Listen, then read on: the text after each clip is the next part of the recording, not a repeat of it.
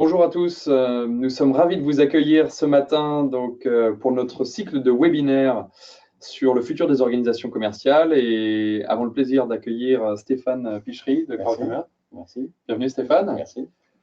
Nous souhaitons parler aujourd'hui d'un sujet qui nous est cher et qui réunit nos deux sociétés, qui est le sujet de l'engagement. On observe une véritable transformation du rôle des managers commerciaux qui traditionnellement passent beaucoup de temps à encore redispatcher de l'information à leurs équipes, ont vu ces dernières années toute une batterie d'outils de reporting leur incomber et provenant de besoins sièges, ce qui leur a dépossédé un petit peu d'une dimension de leur travail qui leur plaît le plus, une dimension humaine. Et donc, c'est pour ça qu'on souhaite aborder aujourd'hui la transformation du rôle des managers vers des managers coachs. Et comment donc les managers commerciaux peuvent devenir de meilleurs coachs. Donc aujourd'hui, avant d'entrer dans le vif du sujet, Stéphane, est-ce que vous pouvez partager avec nous quelques faits, quelques éléments de contexte sur en quoi le sujet est important de votre approche? Oui, important parce que d'abord, les générations aussi évoluent. Il faudra qu'on en parle aussi sur les besoins identifiés.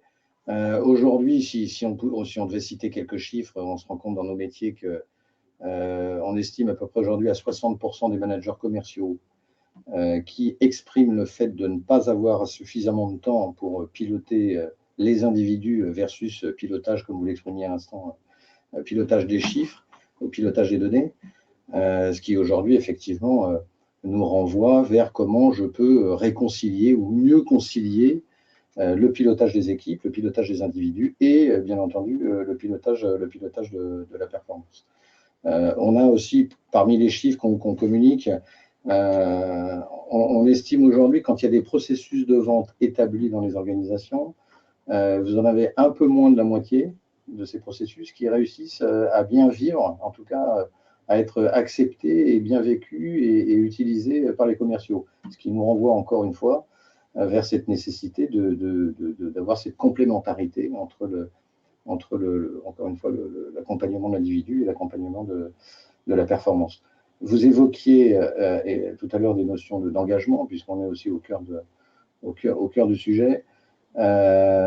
Là encore, quand on parle d'engagement, on y établit d'ailleurs sur ces populations commerciales une différence avec la notion de motivation, même si la nuance est parfois fine, elle n'est pas inintéressante sur cette population, puisqu'on estime aujourd'hui dans les populations commerciales, à peu près 20% des personnes concernées se disent engagées, ce qui aujourd'hui est en tout cas considéré comme étant insuffisant. La différence effectivement qu'on peut faire, puisque derrière 40% peuvent à peu près dire qu'ils sont motivés, et c'est bien là la différence, c'est cette touche additionnelle, cette notion d'accomplissement, de signification du job que j'exerce, cette touche finalement émotionnelle dans mon job qui va me conduire encore une fois vers cette notion d'engagement. Donc une fois qu'on s'est dit ça, on s'est dit comment est-ce qu'on peut aussi du coup mieux accompagner ces managers commerciaux dans l'exercice de cette fonction de manager coach, si on devait effectivement la définir. Et là encore, on s'appuie sur un certain nombre de piliers qui vont favoriser, encore une fois, cette notion d'engagement. Aujourd'hui, il y a parfois d'ailleurs une perte de sens de ce qui est... quand on parle de stratégie commerciale aujourd'hui, on s'aperçoit que cette stratégie, elle a parfois du mal à descendre jusqu'à ces niveaux de population commerciale qui, du coup, ont du mal à se l'approprier et perdent un peu de vue cette signification, ce sens donné au job que j'exerce et à la stratégie commerciale de l'entreprise.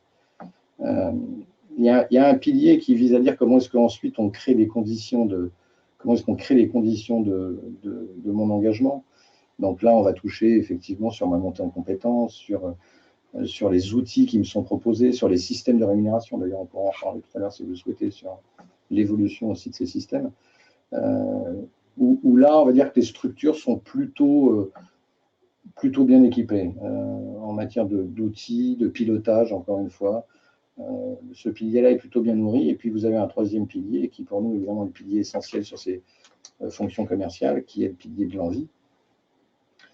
On entend et on lit beaucoup aujourd'hui, d'ailleurs, sur le management par l'envie, qui, du coup, prend aussi toute sa dimension sur ces populations de commerciaux, et qui, effectivement, relève de cette touche additionnelle qu'on évoquait tout à l'heure pour que les gens soient engagés.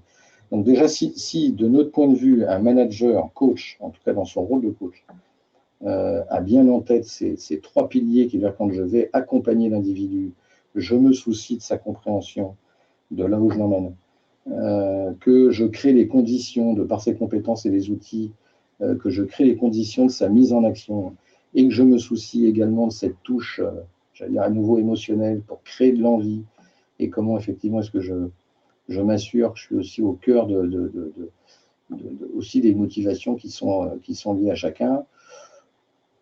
On peut présupposer que des conditions peuvent être réunies pour, encore une fois, générer l'action et l'engagement souhaité. Merci pour ce préambule. Effectivement, le sujet est de taille.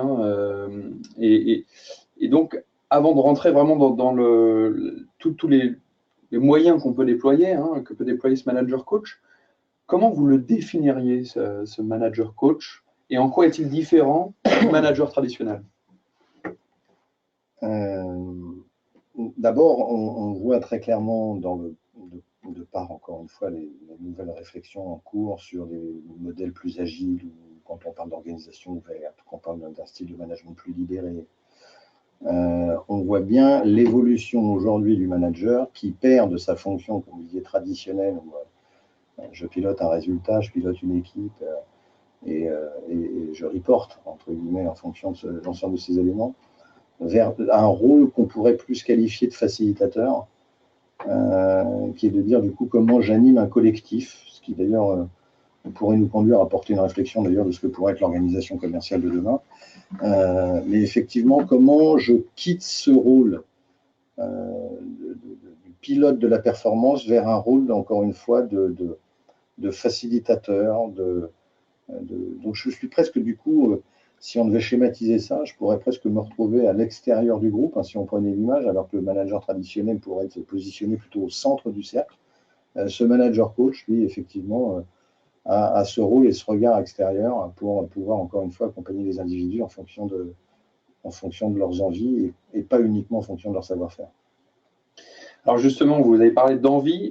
Comment il va réussir à créer cette envie, à aller chercher cette envie qui est un petit peu à l'origine de l'engagement, aussi bien au niveau individuel qu'au niveau collectif?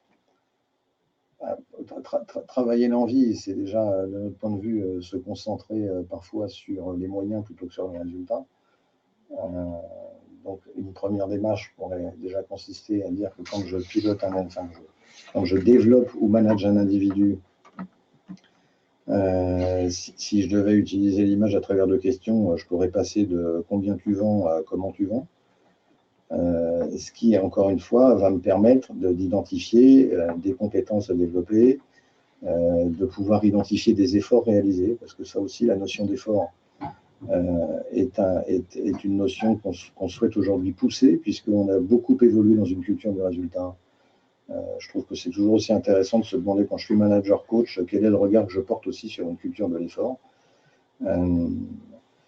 Donc voilà encore une fois des éléments qui peuvent nous permettre de générer cette notion d'envie, s'inspirer, libérer quand on parle d'agilité, je pense qu'il faut aujourd'hui, on le voit bien dans des nouveaux modèles d'organisation ouverte, libérer les énergies, permettre effectivement à des individus de faire émerger, encore une fois, la manière dont ils conçoivent leur job et la manière dont ils souhaitent l'exercer. Je pense que ça, on le voit de manière de plus en plus présente. Certains exemples concrets, d'ailleurs, sur lesquels on a été amené à se positionner et même de permettre à des commerciaux, et c'est assez, j'ai envie de dire, quelque part révolutionnaire, de eux-mêmes définir une politique d'objectifs, de leurs propres objectifs, et de la manière dont ils vont être rémunérés sur ces objectifs-là. Donc on voit bien qu'il y a quand même une évolution culturelle qui vise encore une fois aussi à responsabiliser les gens et à capitaliser sur leur motivation, allant encore une fois jusqu'à leur permettre d'eux-mêmes définir quelque part leur politique de rémunération, ce qui est quand même révolutionnaire dans certains modèles d'entreprise. Effectivement, on voit le nouveau modèle émerger, des entreprises qui les tendances innovantes de définir des modèles où certains collaborateurs peuvent se fixer eux-mêmes leurs objectifs. Alors, vous avez évoqué la notion de réflexion sur les moyens plutôt que sur les indicateurs et sur les objectifs finaux. Comment, concrètement, un manager peut-il travailler avec ses équipes, peut faire émerger au sein de ses équipes les moyens à mettre en œuvre pour atteindre ses objectifs d'équipe? Et là, j'ai envie de dire que ça dépend du temps que je décide de consacrer au fait d'identifier les compétences nécessaires sur mes vendeurs, sur un cycle de vente, que si on ramène à sa plus simple expression d'une démarche de prospection jusqu'à une démarche d'accompagnement de mon client, qu'elle est déjà, on le voit bien dans les processus de vente dans les différentes organisations. C'est toujours intéressant de se poser la question, quelles sont les compétences nécessaires à chaque étape de mon cycle de vente? Derrière ces compétences, quel est le temps que j'ai pris accordé à la définition d'indicateurs qui vont devenir observables pour que je rejoue ce rôle de coach, de pilotage des moyens plus que des résultats. Pour piloter ces moyens, ça veut dire qu'il faut que j'ai quand même un regard très clair et que mes commerciaux aient un regard très clair sur les attendus, non plus, encore une fois, en termes de résultats, mais en termes de posture commerciale attendue. Donc, je pense que c'est un vrai moyen pour eux de coacher, d'accompagner les individus en fonction de leur profil, à la fois de personnalité et leur facteur de motivation, mais de définir très clairement quels sont, encore une fois, les comportements, les indicateurs concrets observables qui vont relever de compétences et qui vont me permettre de faire progresser les individus et donc quelque part de tendre vers un résultat, plutôt qu'encore une fois utiliser le résultat comme étant une clé d'entrée. Ce qui d'ailleurs, juste en lien, parce que cette question, au niveau des moyens, on est toujours orienté vers ce que je souhaite que mes commerciaux génèrent chez le client. On évoque, je pense que sur cette population, c'est encore plus présent, vous savez qu'on parle aujourd'hui parfois d'une forme de symétrie des attentions, c'est un sujet qui est aussi au cœur de l'actualité, et j'ai envie de dire encore plus précieuse sur cette population, non pas qu'elle soit particulière, mais on sait tous qu'il y a des cycles de motivation qui parfois ont encore une fois, des amplitudes plus fortes que sur d'autres populations. Je trouve toujours intéressant pour un manager coach de se dire finalement comment, si j'attends de mes commerciaux qu'ils soient, prenons un exemple, chaleureux, efficaces et proches de leurs clients, si ce sont les valeurs que je souhaite véhiculer par mes commerciaux chez les clients, alors dans mon rôle de manager coach, de par cette symétrie, comment dans mon management j'introduis aussi de la chaleur, de l'efficacité et de la proximité avec mes commerciaux. On sait tous aujourd'hui que la manière dont on parle de l'expérience collaborateur, quelque part en interne, qui rejaillit forcément sur l'expérience client. Je trouve en tout cas intéressant ce qui se passe en ce moment et la manière dont on peut encore à chaque fois rassembler, réconcilier ce que je souhaite chez le client, du coup comment je l'incarne aussi en tant que manager coach avec mes équipes. Alors, vous avez parlé effectivement d'expérience collaborateur et on sait qu'un besoin de plus en plus important, et ce aussi par ce que vous évoquiez en introduction, les nouvelles générations, et la notion de sens. Comment ce manager coach peut véritablement donner du sens à ses équipes, à la fois au niveau de leurs objectifs, des moyens à accomplir, et au niveau, je dirais, même de l'expérience globale qui se crée dans leur parcours professionnel. Il y a une quête, de notre point de vue, pour revenir sur cette génération dont on parle beaucoup, il y a effectivement une quête de compréhension et une quête de sens. On s'est aperçu, d'ailleurs certains dirigeants, je reprends une expression que j'entendais il n'y a pas très longtemps, où un dirigeant d'une grande structure française disait que sa stratégie commerciale, à l'image d'une pluie, n'arrivait pas jusqu'au sol. Donc si effectivement j'ai le sentiment que ma stratégie n'atteint pas le sol, à savoir les populations qui sont chargées de l'incarner sur le terrain, c'est qu'il y a manifestement un problème d'intégration et de compréhension du sens donné. Donc là-dessus, sur ce point, ce qu'on souhaite effectivement développer, formaliser, en tout cas avec ces populations-là, ça veut dire que finalement, vous parliez d'objectifs à l'instant, mais si on remet un objectif en perspective, pour moi vendeur, ou en tout cas pour moi collaborateur, à quel défi de l'entreprise je peux raccorder les objectifs qu'on me fixe. Et ça, on voit bien aujourd'hui quand on questionne des commerciaux, qui est de dire finalement quel est le défi de l'entreprise que vous êtes en train de servir de par les objectifs qui vous sont fixés. Les réponses sont pas toujours, encore une fois, sont pas toujours évidentes. Donc je trouve que c'est un bon moyen déjà de ramener cette notion d'objectif à cette notion de défi.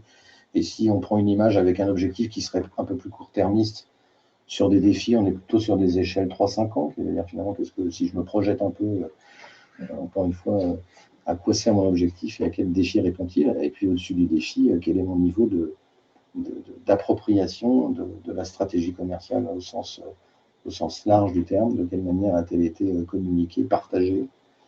On voit bien qu'aujourd'hui, il y a de plus en plus de workshops, d'échanges pour favoriser l'émergence d'une stratégie commerciale, pour la partager avec des équipes, pour sortir d'un schéma plus traditionnel qu'on évoquait au début de notre entretien, où effectivement on voyait descendre un certain nombre de stratégies sans manifestement ni bien les comprendre parfois, et parfois encore pire d'ailleurs, sans bien les partager. Voilà, donc objectifs, défis, stratégies peuvent me permettre, entre guillemets, sur cette ligne du sens, d'avoir une bonne image de ce que mon employeur attend de moi en tant que vendeur vis-à-vis du client. Alors justement, on a parmi notre audience probablement beaucoup de personnes qui travaillent dans des directions commerciales, dans différents secteurs. Si vous souhaitez partager une méthodologie ou un modèle pour aider les managers commerciaux à devenir de meilleurs coachs, quelle approche vous proposerez? Je vais donc reprendre parmi ce qu'on pourrait apporter comme point déjà le premier, qui veut dire déjà quelle image je renvoie en tant que manager. Est-ce que j'accepte déjà de quitter cette forme traditionnelle de management pour aller vers ce rôle, encore une fois, de facilitateur, ce qui du coup peut donner le sentiment parfois à certains d'une forme de perte d'expertise. On sait qu'en très grande majorité, vous prenez des managers commerciaux aujourd'hui, dans la très très grande majorité d'entre eux, c'est parce qu'ils étaient bons vendeurs qu'ils sont devenus managers commerciaux. Et avec certainement de très bonnes raisons derrière ça.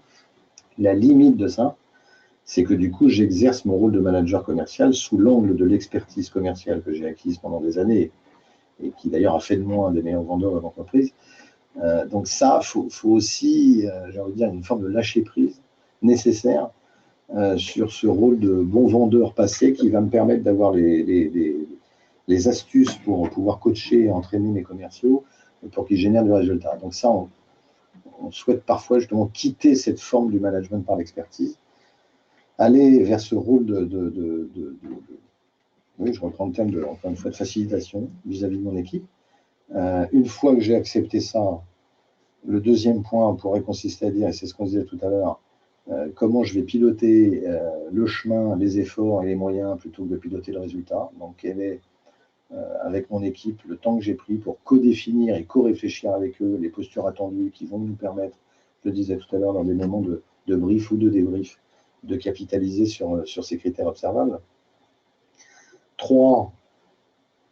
Quelle est la nature de la complexité de mon processus et des outils de vente en interne, puisqu'on a vu tout à l'heure, moins de 50% des commerciaux font vivre les processus de vente. Tout le monde, un peu moins de 50% des organisations se plaignent aujourd'hui d'un manque d'utilisation par rapport à un outil.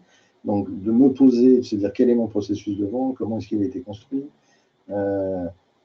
comment est-ce que je peux le rendre, j'ai envie de dire simple sans être simpliste, mais en tout cas facile d'utilisation avec mes équipes, qui pourrait effectivement constituer une troisième étape. La quatrième, j'ai envie de dire, on voit bien aussi, même si tout le monde le sait, quel est le temps que j'accorde à ma présence sur le terrain, évidemment.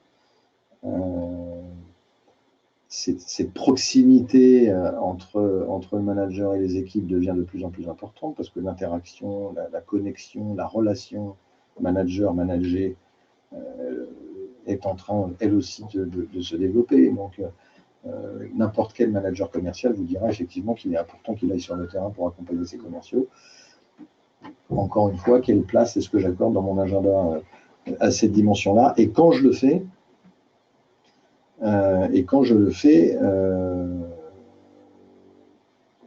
si on prend cette notion d'accompagnement sur le terrain, quel est mon rôle dans un entretien avec un de mes vendeurs? On a la chance parfois dans nos métiers de les observer. Est-ce que je suis là pour aider mon vendeur à signer le contrat avec le client que j'ai en face de moi? Est-ce que j'ai là pour avoir ce rôle à nouveau d'observateur de mon vendeur? On sait que pour certains, c'est pas facile de ne pas intervenir parfois dans un entretien, même si tout le monde le sait, parce qu'on réinvente rien, mais on sait que c'est pas forcément évident d'arriver à se détacher de l'entretien pour non plus avoir un regard sur ce qu'il se passe avec le client concernant ce contrat à signer, mais plutôt sur la posture de mon vendeur. Donc, quel est ce rôle de coach que j'assume aussi pendant ces accompagnements terrain? Comment est-ce que la place de l'entraînement, quand on voit les réunions commerciales, on pourrait être un cinquième et dernier point, qui est dans ces réunions commerciales, quelle est la place que je laisse à l'échange et à l'entraînement sur ces indicateurs observables dont on parlait tout à l'heure. Il y a une forme de routine dans les réunions commerciales qui malheureusement parfois peut s'installer, où on communique plus à nouveau autour de chiffres, plus qu'autour de moyens qu'on pourrait développer.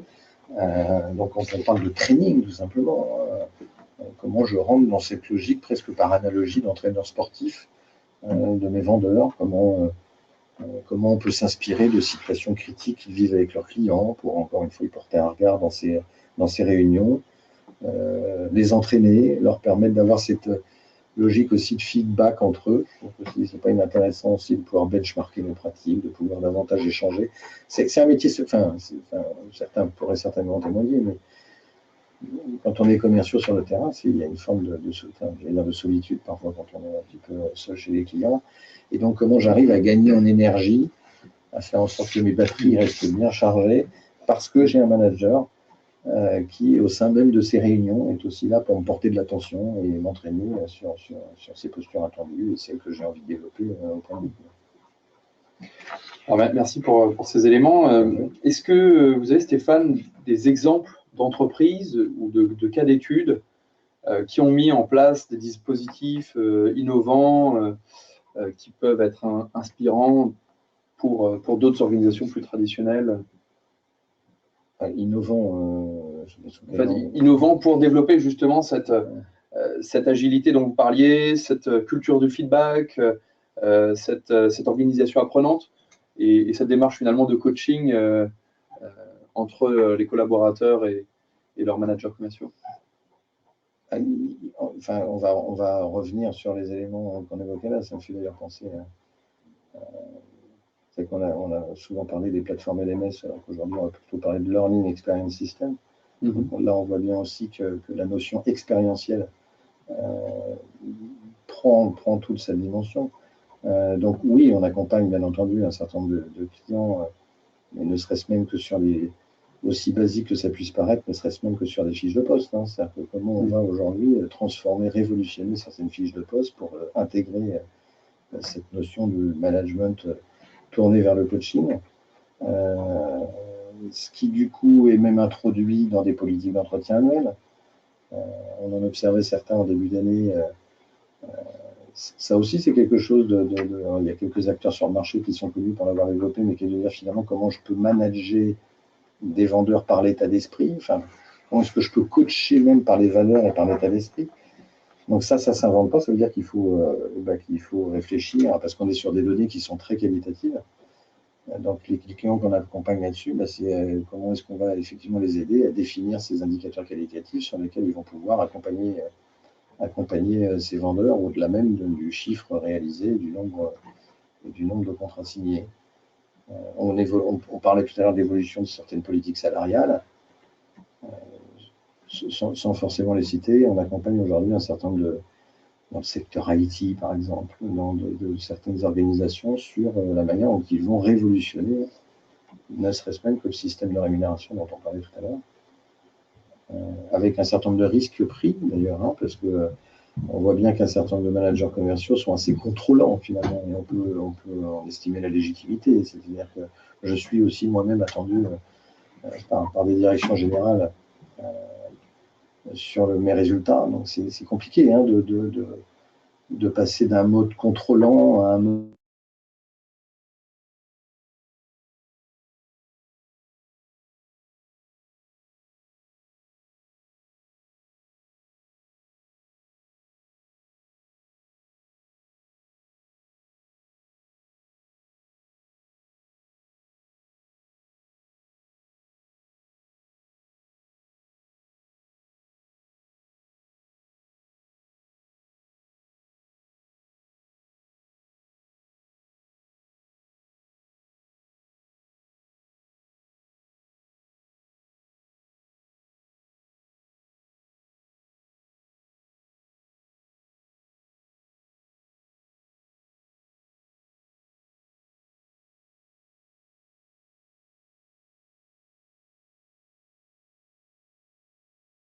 match, qu'il s'agisse du match de rugby par exemple, c'est d'actualité en ce moment.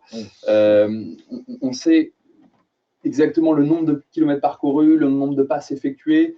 Et quand on fait le parallèle avec le monde de l'entreprise, il y a de plus en plus, hein, on parle de data-driven company, donc de plus en plus de métriques aussi, qui peuvent être remises à la fois à la dimension des managers, mais aussi aux propres commerciaux.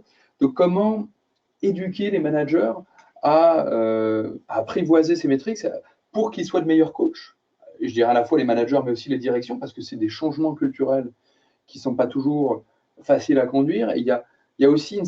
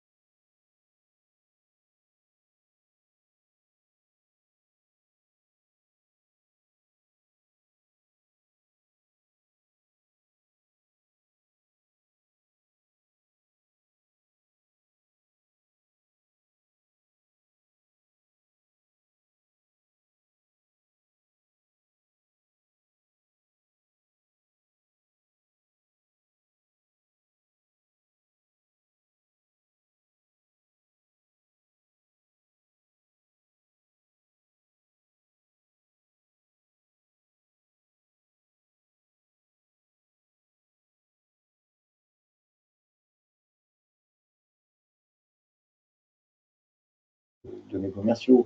On sait tous, vous parlez du sport à l'instant, on sait tous que capitaliser sur les talents, au début de notre entretien. Quels sont les talents de mon équipe? C'est assez d'ailleurs intéressant quand on interviewe des managers, de leur dire finalement si vous deviez me définir dans votre équipe les talents qui sont présents. Pas toujours simple, en tout cas pour certains d'entre eux.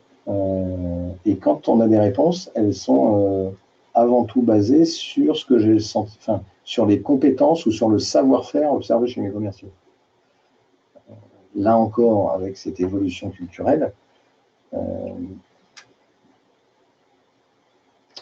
entre ce que je sais faire et ce que j'aime faire, pour prendre une nuance entre les deux, on voit bien qu'aujourd'hui, on a pendant très longtemps été sur ce que je sais faire ou ce qu'il sait faire en tant que vendeur.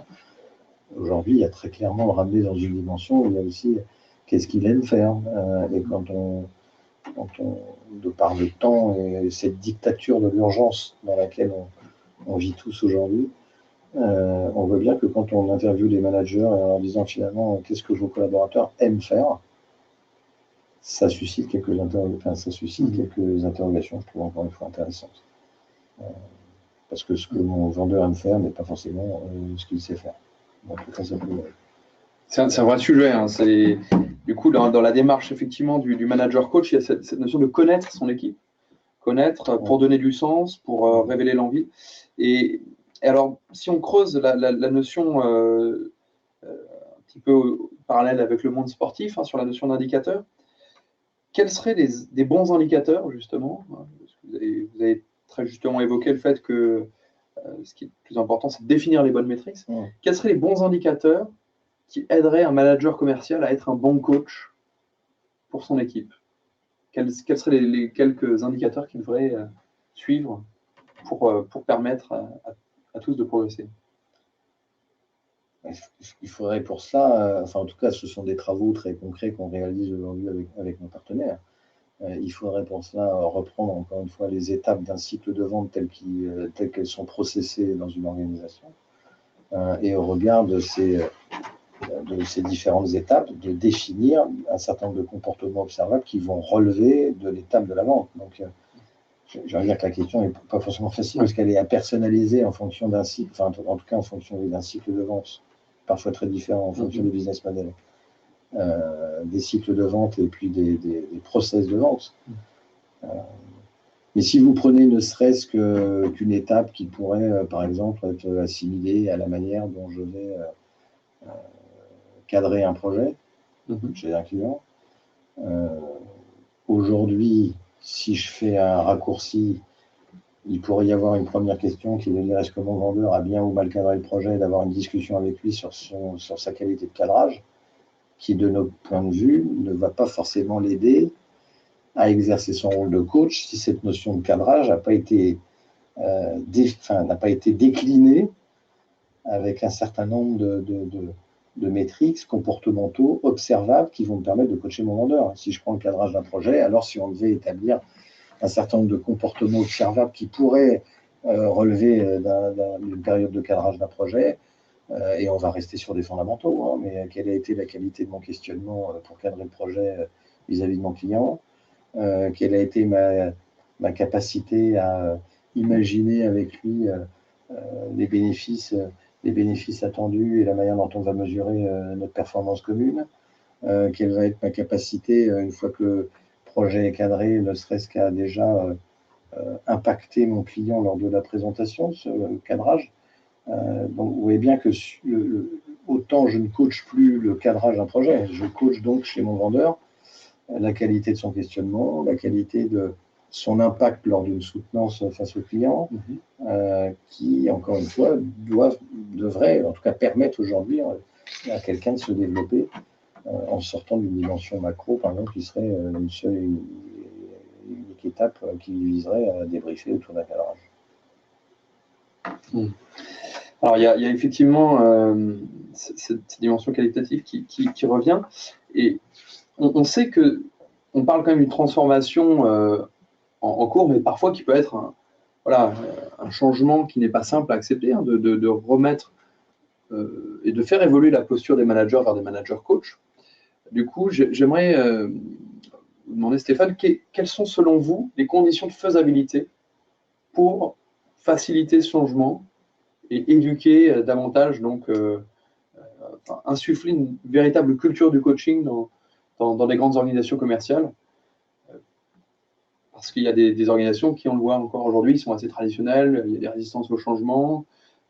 Paradoxalement, on sait que les populations commerciales sont aussi assez résistantes au changement, hein. Ce ne sont pas forcément d'ailleurs des générations les plus jeunes quand on voit dans les grandes organisations du CAC 40 ou du SBF 500. Donc, comment insuffler ce changement culturel? La question, du coup, c'est aussi de s'interroger sur pourquoi parfois ces populations-là sont-elles si résistantes au changement. Et quand on va investiguer ces résistances, on revient sur les piliers qu'on évoquait au début de l'entretien. C'est un peu dans, je vais dire, 100% des cas. Cette résistance est liée à ce manque de compréhension de la stratégie et du sens du domaine à mon action. Encore une fois, les conditions de faisabilité de réalisation ne sont pas réunies, ou bien on a sous-estimé mon intérêt personnel à me mettre en action. Donc on vient sur ces trois fameux piliers du sens, de l'envie et de la faisabilité qui peuvent générer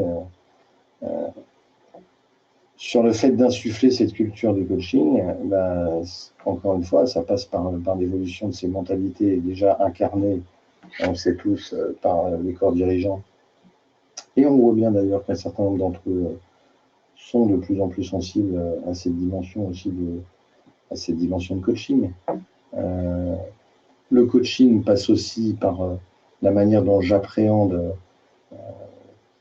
le profil des personnes que j'ai en face de moi. Enfin, on voit bien aujourd'hui que si vous prenez ne serait-ce que le marché des profils de personnalité, vous prenez les 5 dernières années, c'est une courbe exponentielle de croissance qui, tant mieux d'ailleurs, qui encore une fois tend vers cette logique de connexion à mon collaborateur, de compréhension, de connaissance de mon collaborateur. Les profils de personnalité aujourd'hui, il y en a un certain nombre sur le marché. Ils ont, de notre point de vue, un impact direct sur la qualité de mon interaction. Donc, de quelle manière, pour insuffler, encore une fois, cette logique de coaching, comment aussi je m'inspire de ces différents modèles de personnalité, comment je les intègre, comment déjà je me les intègre déjà à titre personnel avant de vouloir les intégrer d'ailleurs sur ceux qui m'entourent. Je pense que voilà, tout l'ensemble de ces éléments. Mais on est sur des dimensions culturelles, hein, sur une évolution des mentalités. À la fois, j'entends la nécessité, et de par vos questions, d'avoir des réponses, des modèles qui permettraient ça ne se décrète pas. Hein, l'engagement, vous voyez ce que je veux dire, la notion d'engagement, ce sont des éléments. Une culture d'entreprise ne se décrète pas. Une évolution de mentalité ne se décrète pas comme on pourrait décréter un modèle organisationnel. Ce qui d'ailleurs, on parlait tout à l'heure des entreprises, du fameux management libéré ou des organisations ouvertes. On voit bien sur les discussions que nous avons avec certains dirigeants que notre clé d'entrée, alors qu'un certain nombre, une forme d'appétence d'ailleurs pour ce mode d'organisation, ce mode organisationnel, on a toujours, avec un clin d'œil ironique, tendance à dire que cette évolution souhaitée passe d'abord par un état d'esprit avant de passer par un modèle, mais vous voyez ce que je veux dire, par un processus organisationnel.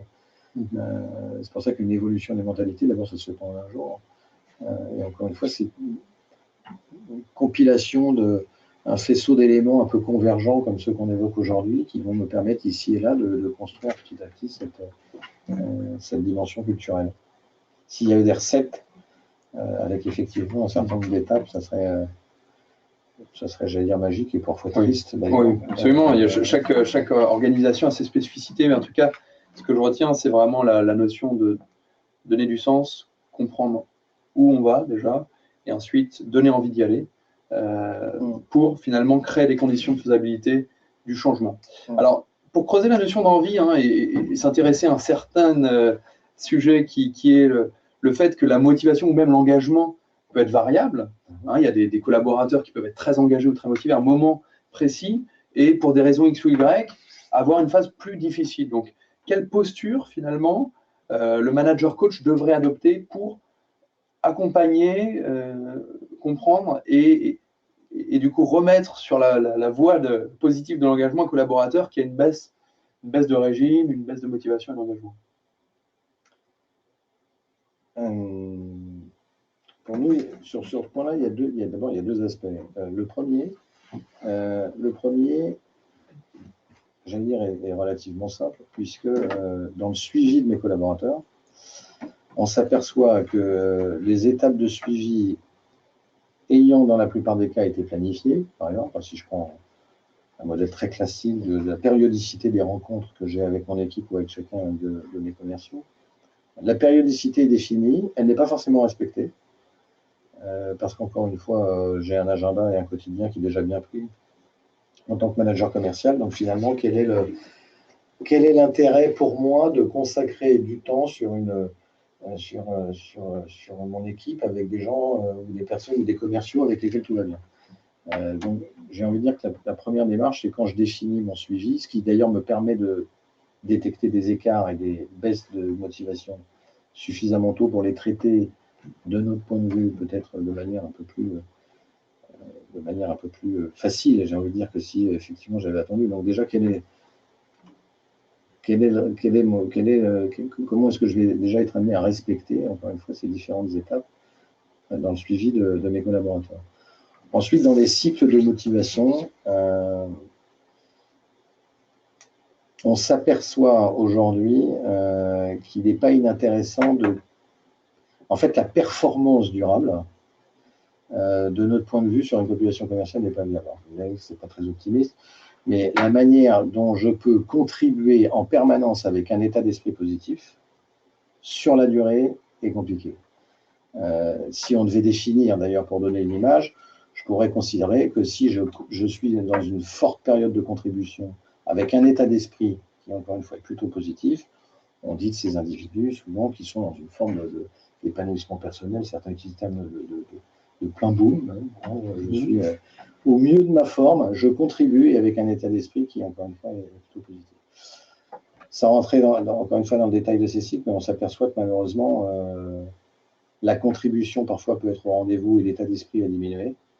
Et c'est là qu'on commence à constater des baisses de motivation, avec des gens qui sont un peu plus critiques sur leur organisation, des gens qui sont un peu plus dans le ressentiment, des gens qui continuent, encore une fois, à produire et à fournir, mais avec une chute de l'état d'esprit. La chute de l'état d'esprit, vous pouvez imaginer des conséquences directes sur l'engagement et la motivation. Donc ça aussi, c'est un sujet sur lequel on réfléchit les managers commerciaux aujourd'hui, qui veut dire comment je crée un espace au sein de mon équipe et pour chacun de mes commerciaux, où, à la limite, ma contribution pourrait être un petit peu moins forte, mais par contre, mon état d'esprit, lui, pourrait être très positif. On a utilisé d'ailleurs chez Krauthammer une expression que je ne trouve pas inintéressante, qui est assez confrontante d'ailleurs, puisqu'on parle pour les managers de la manière dont ils vont introduire dans le quotidien une forme de désengagement intentionnel pour leurs collaborateurs. C'est-à-dire comment j'inscris dans mon management des moments un peu plus lents, où on est moins effectivement sur cette notion de performance et de résultat, et où je vais permettre à mon collaborateur d'être dans un niveau, encore une fois, de contribution au résultat un peu plus faible, et surtout comment du coup je m'appuie à nouveau sur ses appétences, sur ses axes de motivation, pour favoriser un état d'esprit qui est positif et qui permet du coup plus facilement de remonter vers cette notion de plein boom qu'on évoquait tout à l'heure. Ça, c'est un vrai sujet, hein, et on voit bien que le quotidien ne facilite pas ou ne conduit pas toujours à créer ces moments un peu plus longs où je vais pouvoir me ressourcer, recharger mes batteries et m'inscrire dans cette forme même si elle est un peu provocante, de désengagement intentionnel, parce qu'il s'agit en aucun cas, bien entendu, de satelliser, entre guillemets, par rapport à mon entreprise, mon employeur. Simplement de recharger mes batteries au bon moment et de la bonne manière. Merci pour cette question. Alors, c'est un message pour nos auditeurs. Si vous avez des questions, c'est vraiment l'occasion. N'hésitez pas à poser vos questions live pour qu'on puisse les adresser. Donc, en attendant de voir éventuellement certaines questions apparaître, j'aimerais creuser cette notion finalement de nouvelles formes de leadership. Parce que derrière cette posture que vous avez évoquée, Stéphane, hein, d'avoir de temps en temps, de créer des conditions d'expression, vous parlez de désengagement intentionnel, pour aller chercher ceux qui sont un peu moins motivés à un moment X ou Y. On parle aujourd'hui beaucoup de vulnérabilité, même, je pense à une société aussi que nous accompagnons, qui ont souhaité célébrer les échecs et les succès. Donc aujourd'hui, comment finalement créer cet état d'esprit, et est-ce que justement pour maintenir l'engagement et le rôle du coach qui est de libérer le potentiel, de développer le potentiel, de permettre de progresser systématiquement, il passe pas aussi par de nouvelles formes de leadership qui sont des modèles plus axés sur le droit à l'échec, sur la vulnérabilité, pour justement créer les conditions d'un succès. Le droit à l'échec, aujourd'hui, vous avez raison, c'est que non seulement il est de plus en plus admis, célébré, pour reprendre votre expression, ce qui d'ailleurs fait référence, si on vient à ces nouvelles générations, quand vous parlez, enfin, quand on évoque tous les aspects de gamification, aujourd'hui on voit bien que sur des générations plus récentes, si on prend ne serait-ce qu'une image très simple autour de jeux vidéo par exemple, et si on fait une analogie avec l'entreprise qui est assez rapide, c'est-à-dire que finalement dans un jeu vidéo, l'échec me permet potentiellement de pouvoir progresser, de pouvoir passer à l'étape d'après. Et quand on interviewe ces populations, ces générations, on voit bien que du coup, l'échec devient nécessaire à mon succès. Alors, on veut dire qu'il a toujours été et qu'il y a toujours ces fameuses phrases, on apprend de nos échecs, etc. etc. Aujourd'hui, je rejoins votre propos, aujourd'hui, on voit bien que ça doit presque même s'inscrire dans le développement de nos collaborateurs. C'est d'ailleurs pour ça qu'ils sont de plus en plus célébrés, et qui veut dire que finalement, l'étape d'après ne sera permise que si on a rencontré ces difficultés comme on pourrait les rencontrer sur des consoles de jeu ou autres outils de ce type. Donc ça, pour moi, c'est complètement un vrai sujet du travail qui est fait sur l'échec. Et après, sur les styles de leadership, avec tout ce qu'on a pu dire aujourd'hui, je pense qu'on est aussi en quête d'authenticité. On sait qu'on parle beaucoup aujourd'hui pour ces managers commerciaux, mais de manière plus générale pour le corps managérial, d'une forme d'authenticité dans mon style de leadership, qui d'ailleurs, je trouve, rejoint un petit peu tout ce qu'on a pu se dire, aujourd'hui sur parler de vulnérabilité, en tout cas de quelle manière est-ce que j'accepte aussi pour moi cette forme de remise en cause, de vulnérabilité, d'authenticité, encore une fois, dans mon style d'intervention. Je pense qu'on revient vers une notion de vérité dans la relation qu'on avait pu perdre par le passé, et qui de toute façon est demandée, si je reviens sur ces nouvelles générations, de toute façon très clairement exprimée et demandée par la très grande majorité. Absolument, et d'ailleurs on le constate, des nouveaux collaborateurs, parfois de la génération Y, peuvent aussi, c'est le revers de la médaille, faire preuve d'impatience et au bout de 2 semaines aller voir leur patron en leur disant bon écoutez, quand est-ce que j'ai une promotion, et ça met en déséquilibre absolument certains managers traditionnels, et ce qui rétablit effectivement, je vous rejoins aussi, une certaine authenticité, un franc-parler dans la relation qui fait bouger les lignes. Alors, je vois qu'on n'a pas de questions particulières de nos auditeurs. Vous êtes timide ce matin, mais en tout cas, on est ravis de vous avoir. Je voudrais ouvrir aussi les perspectives de notre échange, Stéphane, avec une question globale qu'on adresse à l'ensemble des interlocuteurs qui nous font le plaisir de témoigner sur la notion de futur d'organisation, des organisations commerciales. Comment vous voyez le futur des organisations commerciales? C'est une question assez large, mais un peu prospective qui a pour vocation de nourrir la réflexion. Futur des organisations commerciales. Si on parle d'organisation, ma sensibilité me conduirait à dire, de par d'ailleurs les problèmes de travaux qui sont réalisés sur le sujet, mais je pense qu'il faut s'attendre de plus en plus à de nouvelles configurations d'équipes. Alors, ce qu'on met derrière nouvelles configurations d'équipes rejoint à nouveau la notion d'agilité, à savoir constituer des équipes de manière peut-être un peu différente de ce qui est fait aujourd'hui, que ce soit par affinité, que ce soit par projet, que ce soit par centre d'intérêt, pour encore une fois maintenir cette notion d'engagement. Donc je pense que sur un futur plus ou moins proche, je pense qu'on va très clairement faire évoluer la manière, encore une fois, dont sont constituées et identifiées ces différentes équipes. Ça pourrait être un premier point pour moi. Le futur va pour moi aussi rejoindre d'ailleurs ce qu'on évoquait aujourd'hui. C'est que je pense que de plus en plus, le manager va s'inscrire dans une animation collective, une communauté, et quitter ce rôle de pilote, de référent, plutôt considéré comme étant modèle historique ou traditionnel, comme on l'évoquait tout à l'heure. Donc je pense qu'on va effectivement de plus en plus renforcer cette dimension-là chez ce manager. Comment est-ce que je favorise des connexions plutôt que d'être au centre de ces connexions. Ça, c'est pour moi un vrai point. La notion de responsabilisation, je pense dans les organisations, même si elle a déjà été considérée, je pense va être encore davantage considérée. Vous l'évoquiez à l'instant, on est juste face à des chocs culturels liés aussi aux générations qui aujourd'hui vont vite, plutôt gourmandes, si ce n'est de promotion, en tout cas de changement personnel, d'accomplissement personnel. Donc je pense que c'est important d'impliquer, d'encore impliquer, de responsabiliser ces personnes, parce que je pense qu'elles ont plein de bonnes idées dont on pourrait s'inspirer. Et enfin, je dirais que le dernier point qu'on pourrait mettre en exergue c'est celui qu'on évoquait tout à l'heure, sur le futur des organisations. Je pense qu'on va retrouver une forme d'authenticité dans la relation, où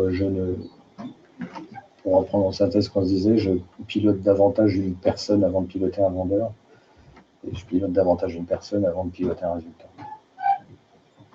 Voilà, ce sont quelques éléments comme ça qui me viennent au regard des travaux en cours. Merci beaucoup, Stéphane, en tout cas pour cette intervention. Beaucoup d'authenticité ce matin dans cet échange. On était ravis de vous avoir avec nous pour ce webinaire qui va se clôturer dans quelques minutes. On poursuit notre événement donc, sur le futur des organisations la semaine prochaine et on vous donne rendez-vous le mardi 20 février où Evelyne Platnik-Cohen présentera comment monter une école de vente. Excellent week-end à tous et merci pour votre présence. Merci Stéphane. Merci Martin.